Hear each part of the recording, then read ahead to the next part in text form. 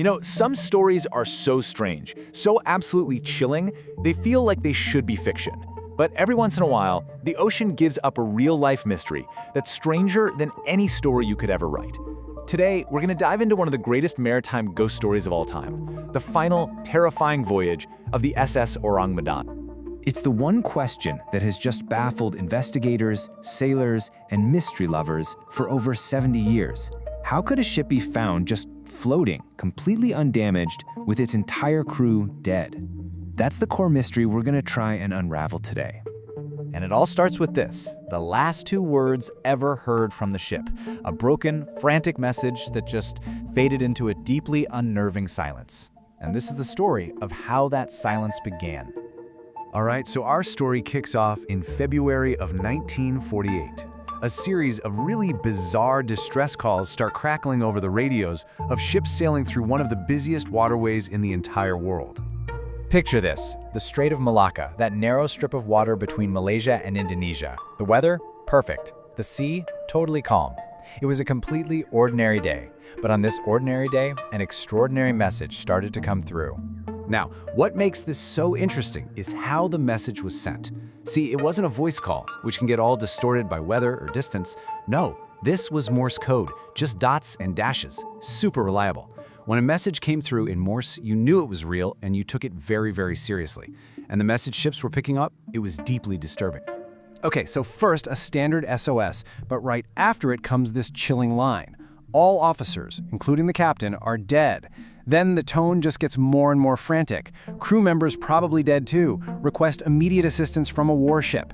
Then, after the ship's position, there was just this jumble of unreadable dots and dashes. And then, a final, horrifyingly simple transmission, I die.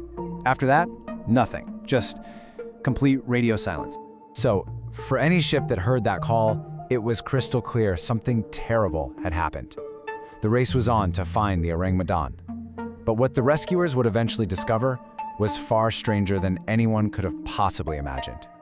The nearest vessel happened to be an American merchant ship, the Silver Star. Its captain didn't even hesitate.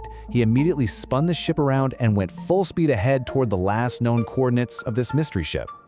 After a few hours, they saw it, the Ourang Medan, just floating silently on the calm sea. And it looked totally fine. I mean, no signs of damage, no fire, not even smoke coming from its stack. But there was absolutely no sign of life either.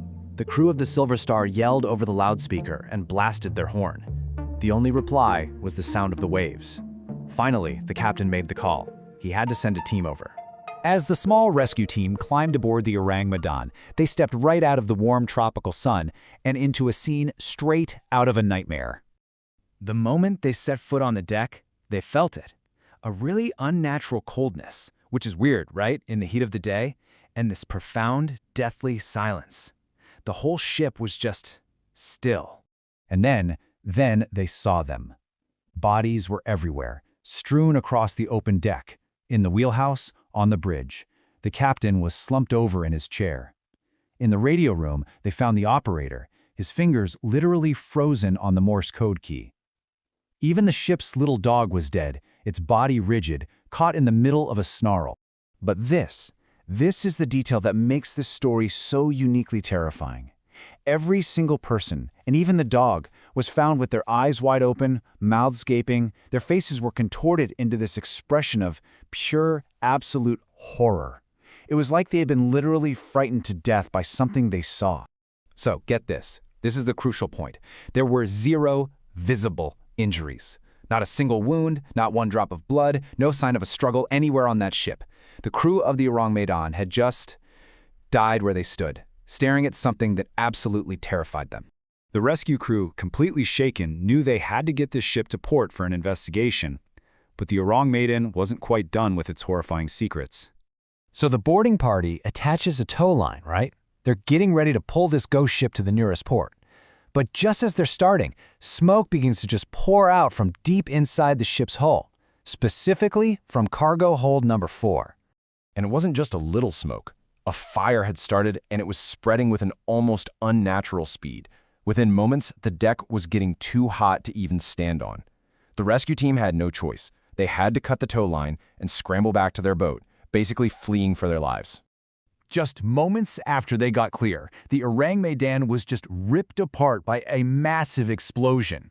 It was so violent, it actually lifted the ship out of the water before it broke into pieces and sank beneath the waves, taking its dead crew and all of its secrets to the bottom of the ocean. Forever.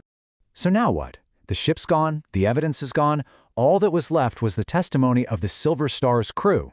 And so began the theories, all these attempts to try and explain the unexplainable. Investigators were left with nothing but questions.